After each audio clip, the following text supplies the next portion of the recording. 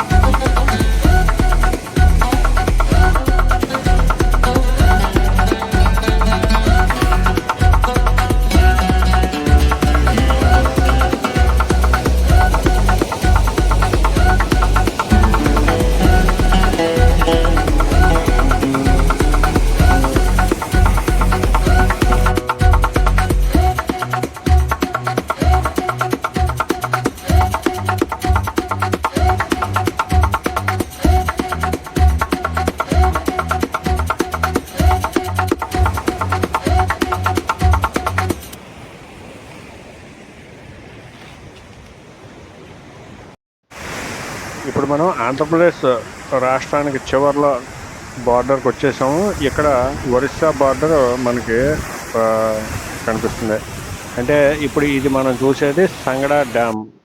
ఈ సంగడా డ్యామ్ నుంచే అన్ని విద్యుత్ జల కేంద్రాలకి కూడా నీరు అందజేస్తుంది. ఇక్కడి నుంచే వెళ్తుంది. కిందనే 4 విద్యుత్ కేంద్రాలు, ఒరిస్సాలో ఉన్న విద్యుత్ కేంద్రాలకు కూడా ఈ డ్యామ్ నుంచే నీరు వెళ్తుంది.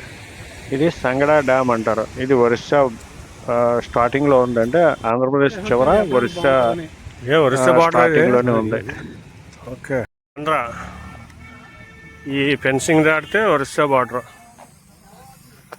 ఇక్కడ వరకు ఆంధ్ర. ఇది ఆంధ్ర. ఇది ఆంధ్ర. ఇది దాటితే ఇది ఒరిస్సా బార్డర్. ఇది ఒరిస్సా. ఇదిగా ఫోటోలు తీయడం నిషేధం అండి. అదే